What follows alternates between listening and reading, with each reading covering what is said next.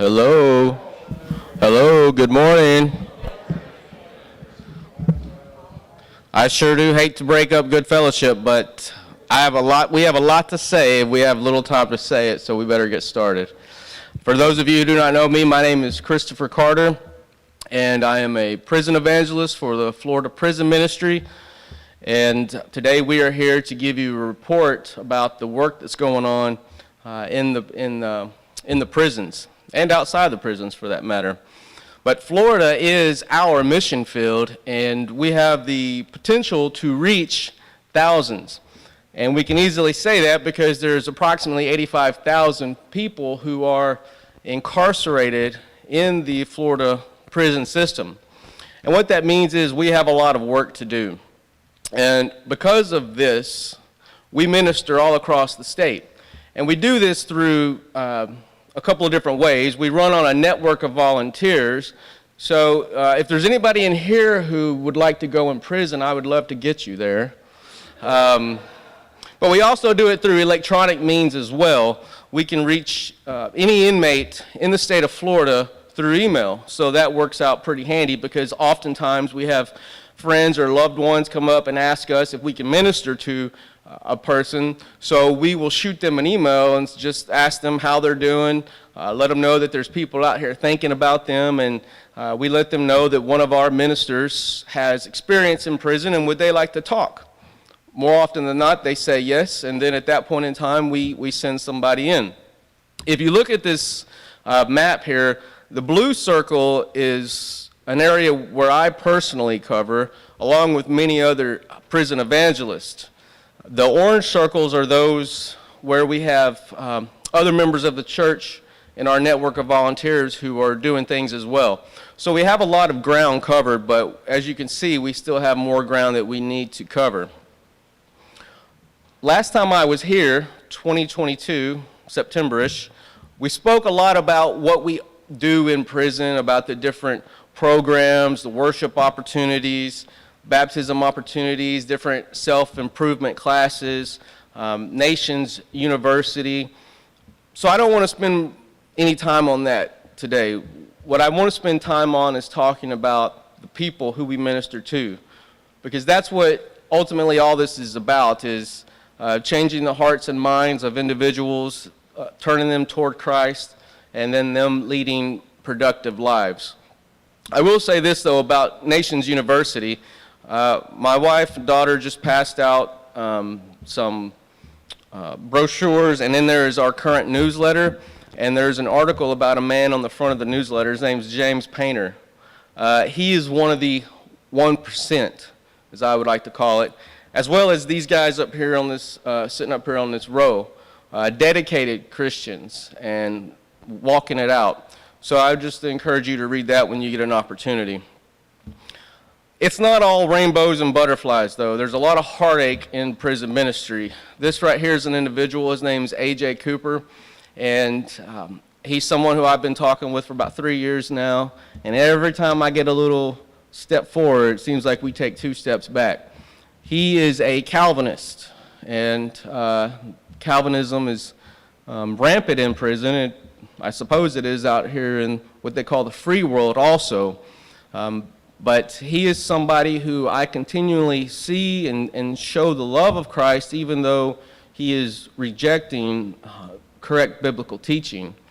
I fully believe that we cannot give up on individuals. There comes a point in time where we have to direct our efforts somewhere else, but we have to continually show that love and leave that door open, because you never know what may transpire from that. We can have all the knowledge, and if we fail to show that love, then we've given opportunity to the devil. So he is someone who I continue to talk with, but also causes me a lot of heartache. This is Joshua Bauer. Joshua Bauer is the same boat as AJ, Calvinist. However, Joshua has changed. Joshua is now in the worst situation I've seen him in. I've followed him. I met him at RMC West in Lake Butler. I followed him down to Avon Park, and now he is in, then I went to see him at Florida State Prison, and now he's at Union Correctional. He's in what's called closed management, which is worse than death row in the current living situation anyways. He's locked up pretty much 24/7. He gets out 3 times a week to take a shower, and that's pretty much it. However, when he was sent to see him, he had nothing on his person except the Defending the Faith study Bible that I had given him and a copy of Muscle and Shovel. So he had nothing better to do than to sit there and intake all of that. And I received a letter from him this past September saying, it was a long letter, but at the end of it, he said, I want you to know that I know that we now have a choice, and I have a responsibility in that, and I know that I need to be baptized for the remission of my sins. And when I read this, it brought a tear to my face because it's just amazing to see somebody turn from that Calvinistic doctrine. It's far and few between. He has not had an opportunity to be baptized yet because of his situation. However, he asked me, he's like, why would God not allow me to do this if I want to get it done? I said, the only thing that I can offer you is that God makes a way for it to happen. So we looked at Acts chapter 8, Philip and the eunuch. If you know that's what you need to do and you're seeking God, I am confident that the Lord will not come back or you will not die until you have that opportunity.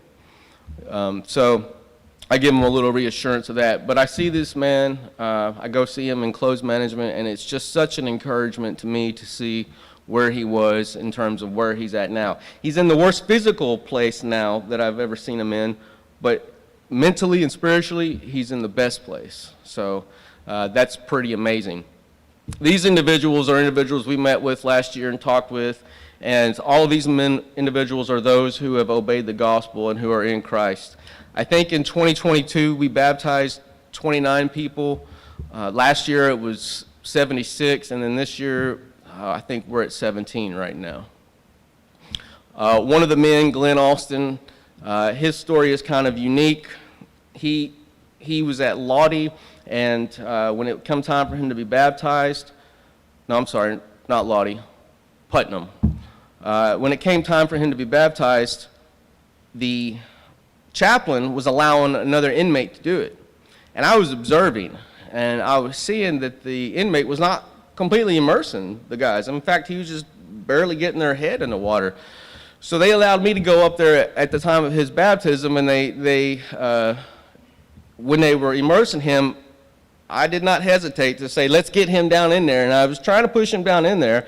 I still wasn't confident because the inmate had him cradled in here, but I did not want to say anything to Glenn about it because I didn't want to upset him and have him worried. So I made a note, contact him as soon as he gets out. But he was transferred to another facility, Lottie. And that's another one that we go into. And while he was there, I jumped on the opportunity. I went and talked with him and said, listen, this is what happened. I'm not confident about it. You have a chance now to do it. Let's do it. So we did it. He was immersed into Christ. And then guess what? A week later, he's shipped back to Putnam. So I think that's an example of God's providence and God making a way. It wasn't done correctly the first time. He was sent to Lottie for 2 weeks and then sent right back. This right here is Saron. Saron's at Madison CI. This is a situation where some of the brethren at Arlington Road Church of Christ came to us and said, we have somebody in there we'd like you to minister to. So we reached out to him. Actually, his sister came up to me. And he's Jehovah's Witness, or he was. He was all mixed up, and she was really concerned about him. So when we went in to talk with him, we just studied the Bible. A year later, he says, you know what? Jesus is God. I need to be baptized for the remission of my sins. He said, I've already talked to the chaplain. He's going to let you do it. So we went and was seeing when the chaplain would let us schedule that. The chaplain said, well, why not right now? I was blown away. We get a lot of resistance from chaplains at times. But this chaplain said, but I need you to know something. He said, this guy's mixed up. He thinks this has something to do with salvation. And he says, I took him to Ephesians 2, I think it's 2:8, by grace we are saved through faith, not of works, lest anyone should boast. And he said, this guy's just taking it out of context. And I'm thinking, Ephesians chapter 2, what is that talking about? So I don't want to speak bad about the chaplain, but I think the context there is pretty clear if we read Ephesians chapter 2. But then the chaplain goes on to say, yeah, baptism is dying with Christ. It's being buried with Christ. And I'm like, and he says, yeah, that's when you're born again. I was like, that's right, John chapter 3. But I guess there was a connection missed where it says you will not see the kingdom of God or the kingdom of heaven. You'll not inherit it unless you're born again. So anyway, that was a success. We were able to baptize Saran, and it was a glorious day. That was on Valentine's Day this year. So that's some of the people that we work with in prisons. We also go on death row, closed management. We are roughly in 15 different prisons, or I am physically in 15 different prisons, but across the board, we are in many, many, many prisons when we consider all of the volunteers who we have helping us out. What I want to do now is talk about transitions. So this is release day for these two. This is Pawn and Sean. Can you guess which one's which? So both good guys. Pawn originally went to the transition house that I prefer to send people to, which is called Off the Chains. These gentlemen here with me, they are from that transition house. This is a transition house for those who want to grow spiritually and mature. The work and all of the worldly stuff, it comes in, but the number one priority is to become the Christian man that God has called us to be. So both of these gentlemen went there. Both of these gentlemen are no longer there.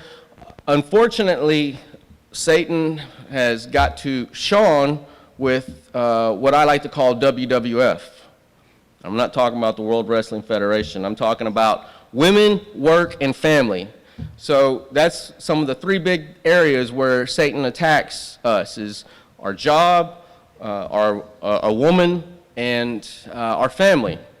So Sean was released almost 6 months ago, and he started talking with the woman, and he has since left the transition house because he no longer wants to be held accountable. So unfortunately, that's just some of the heartache that we deal with. Pawn, on the other hand, I don't know what happened to him per se. He kind of got stuck in a rut, so we switched him to another transition house called New Beginnings in Jacksonville. Also, members of the church run that and operate that. And I've meant to say that Off the Chains is also a program that's ran by a member of the church. Is actually the director of the program is an elder at Middleburg. His name's Daryl Townsend.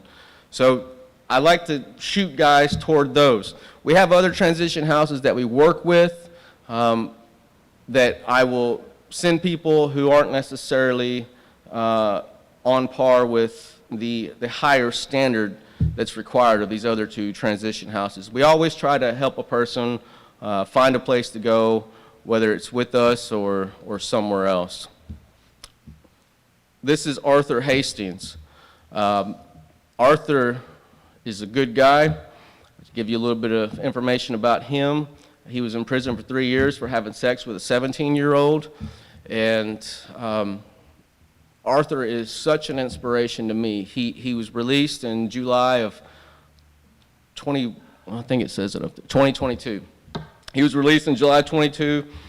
He's a member of the High Springs congregation. He's walking it out. He's working. He's going to church faithfully. But he's under SO probation, which is a very strict probation. Criminals are already the outcast, or they've outcasted themselves. But within that, the sexual offenders are kind of looked at as the lepers. Not even the other criminals, at least in prison, want anything to do with them. It's when they are released, there's a lot higher standard of probation. They have to go through therapy and polygraph tests and things of that nature. But Arthur walked the line, did everything right, and however, this past November, 2 days before Thanksgiving, they violated him. he had a smart TV in his room. If he had had it outside of his room, it would have been all right, but he had it in his room. And for a year, a little bit over a year, his probation officer knew about it, and he was okay with it. But his probation officer was moved to a supervisory position, and he received a new probation officer, a younger guy. The younger guy violated him for having it. So Arthur sat in jail during Christmas and Thanksgiving, and the supervising probation officer came to his defense and said, I knew about this. There's a communication problem. So in my mind, Arthur should have been reinstated, no questions asked, right back to the point at which they took him in. That's just not how the system works. They said, if you want to get out of jail, then you're going to go on in-house arrest for a year. So Arthur agreed to that. I asked him, why would you agree to that? He said, I could have fought it and I could have won, but I'd spent 6 months in jail doing it. So I'd have rather been out. But throughout that, I was doing video conferences with him while he was in the county jail, and that's why I say he's an inspiration to me, because I don't know that I could have had as good of an attitude about it as he did. He was not bitter. He was not blaming anything. It was just, to him, it is what it is, and I'm just going to continue to stay focused and do the best I can. So really thankful for Arthur. This is AJ. He's on work release right now, and I'm going to have to skip through some of this because I've got some gentlemen that I want to speak as well. This is Chase. When guys are released from prison, they have a couple of choices. They can go to a transition house, or maybe they have family or something they can go to. Chase is someone who's really knowledgeable in the Bible. He's a brother. He had an opportunity to go to the transition house, but he didn't want to submit. So he ended up going to Orlando, living on the streets. I went down there to talk with him. I asked him, what are you doing? Where are you going to church? He says, I'm not. So we pulled up the area where we were at, and we saw that Concord Street Church of Christ was right there. So I said, be there Sunday. So he went, and they accepted him. They love him. They've done a lot for him. Unfortunately, Chase is battling addiction. He's in and out of relapsing. I was hoping that he would be here today, but he didn't make it. But this is somebody who has potential, but just constantly needs more guidance, and it's really about making your mind up. And I just ask you to please keep him in your prayer. These are some of the guys at the transition house. I believe Ken, John, and Robert are all here today. They're the guys in the back row. Ken is the tall, bald guy. John is the shorter, bald guy, and Robert's the guy with glasses and the smiling face. This is some other pictures of the transition house. Some of the people that were there in the past, some who are there now.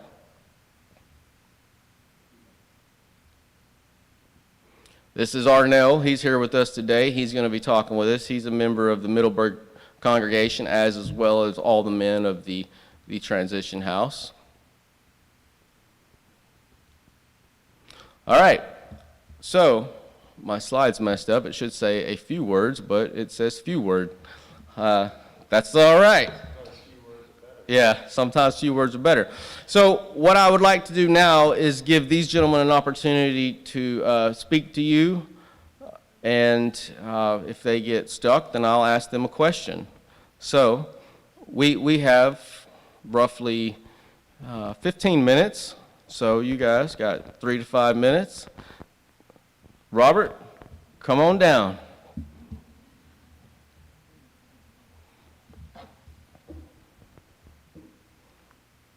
And I don't know if he's going to, I'm going to say this because I don't know if he will or not, but if you look at this striping young man, you can see that he has some kind of face tattoos right here. They were a lot darker than that. So when he was released from prison, somebody volunteered a particular place, said, we will do the removal for you for free. So he's been going through that. So, how you doing today? My name's Robert.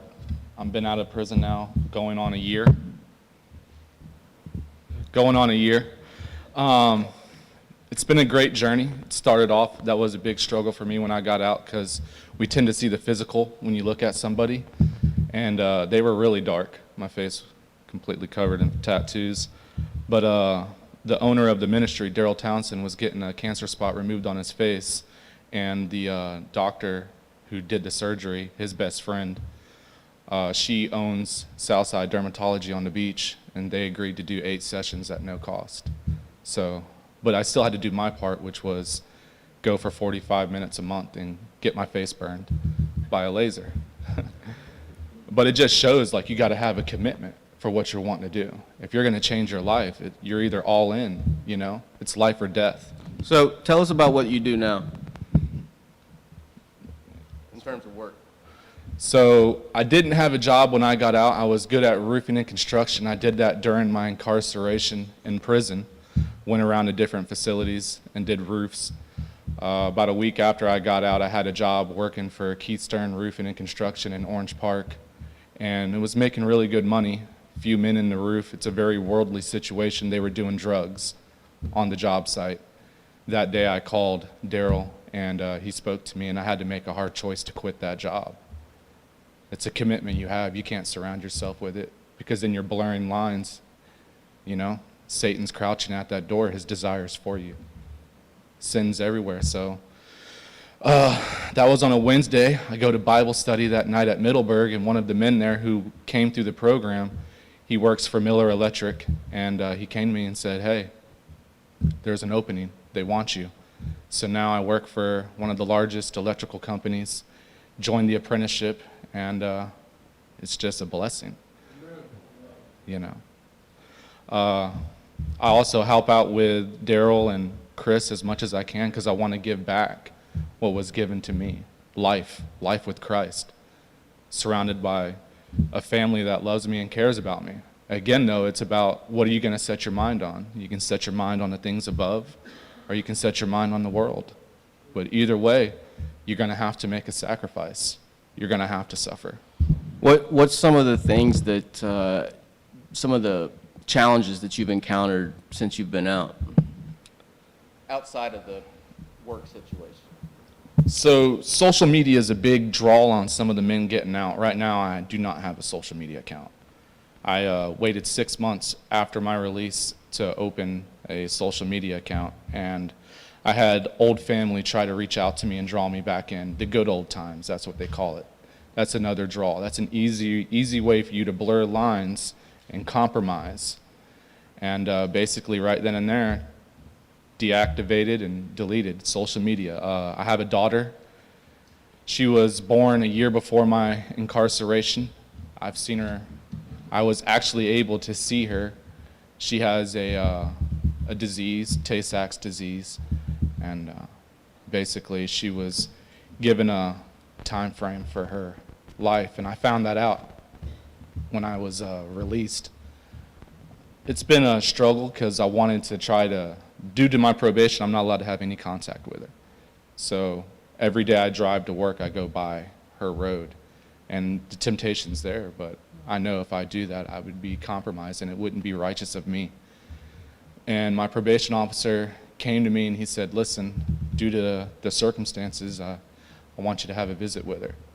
So we set it up once a month now. I get visitation with her till probation's over with, which is about a month and a half. It'll be terminated, and then I get her on the weekends. Well, one last question. When did you become a Christian? I was baptized into Christ July 2nd, 2023 at Lottie CI by Denny Freeman. He is actually one of the guys that helps run New Beginnings. And I started doing one-on-ones with Daryl in there. It was pretty hard, but his love, he didn't have to come there. He didn't have to go in there and talk to me. He did it because he believed in Christ. He believed in touching people's souls, saving souls. That's what God wants. Every man's soul, every person's soul, no matter who they are, no matter what they've done. And I felt that talking with him in that room. I got correspondences from Court Church of Christ, Valrico Church of Christ. Working with Daryl, I was actually able to go down there a month ago and show my thanks to them, because it was pretty hard when you're in prison and you're baptized and you're getting out in 60 days. There's draws in there to make you compromise where you're at. And if you fall into that, then when you get out, it's too easy to fall back into the old person, the old life. And those correspondences, those letters of love helped keep that there, that firm foundation with Christ. But I'm just grateful for all of you. Thank you so much. Thank you, bro. There's so many more souls. Ken, since you're up, you can go ahead and come this way. Robert is going to be one of our speakers at our prison ministry benefit dinner in September. It'll be September, I think the third Thursday in September is usually when we have it, so mark your calendars for that. We hope that you can come participate in that as well. He'll be speaking a lot longer than what he did today. Good morning. My name's Ken. I've been out of prison for almost 2 years now. I was baptized into Christ on May 12th, 2012, so I've been a Christian for a while now. I did fall back about 5 years ago. Fell into some of my old habits, and desire got the best of me, and went back to prison for a little while. Got back out, got my life straight.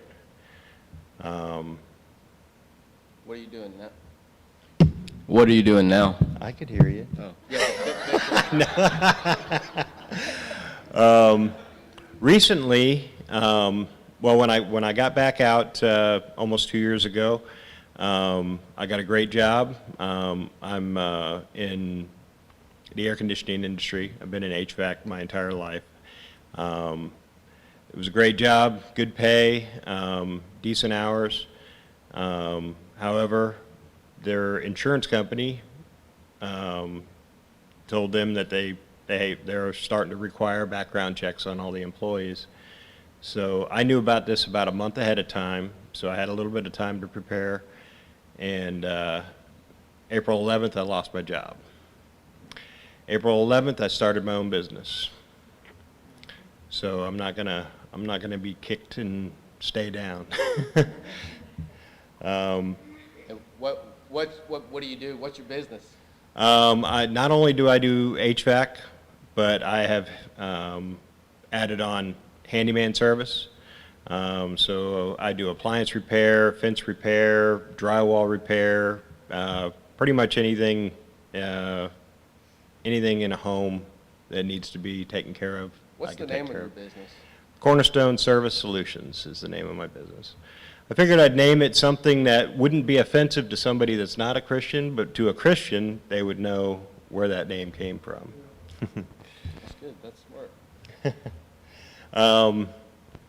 Something that I want to emphasize that Chris mentioned earlier, and also Robert mentioned, is something that everybody in here can do. Is reach out to somebody in prison through email. Easy to do. Costs, what does an email stamp cost? 37 cents or something like that. 70 emails for $25. Yeah, it's pretty cheap. And prison is a dark place, and when you feel like you don't have anything, one individual reaching out to you once a week or once a month with just encouragement, somebody that's, in the faith, makes a huge difference. So I definitely encourage you to do that. When did you become a Christian? I became a Christian on May 12th, 2012. You missed that. I said that at the beginning. All right. Thank you, kid. All right. Thank you, Thanks, bro. Chris. Yep, you know it. Come on, Arnell. So Arnell was our speaker last year at our prison ministry benefit dinner, and he has a great smile. Show him that smile. Yeah. Good morning. My name is Arnell. Been out for about 2 years now, a little over 2 years. 2022. 2022. Oh, you remember? Okay. Been a Christian since 2020. I work at a steel fabrication company in Jacksonville. I don't know. Tell me about some of the challenges that you've faced since you've been out.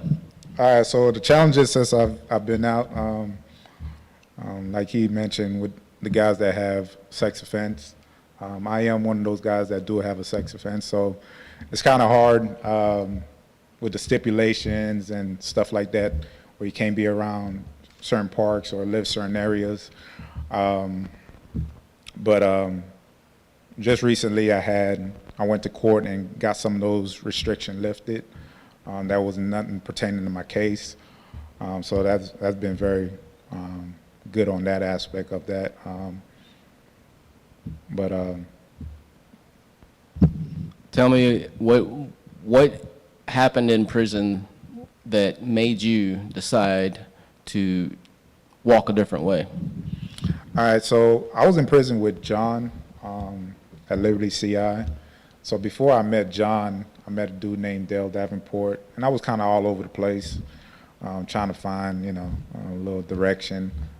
I grew up kind of in the church and stuff like that, but, I didn't really understand the Bible like that. I was just kind of going through the motions. And he sat down with me and gave me the book Muscle and Shovel. Ended up reading that. Oh, that's my face. I started reading that, and eventually I obeyed the gospel and got baptized. But it been a struggle, like anything when you come out here. Got the temptation of the world. Of course, like he mentioned, women and work. You start kind of focusing on that a little bit, but you got to stay focused and dedicated to Christ. I am in a relationship right now, but that's the struggles, being away for a long period of time and not being in a relationship. That kind of trying to get used to being in a relationship. It's kind of, you got the struggles. So, all right. So that's it. All right, thank you, brother. All right, so, there's Robert right there, the first gentleman that was speaking. All right, last but not least, Mr. John.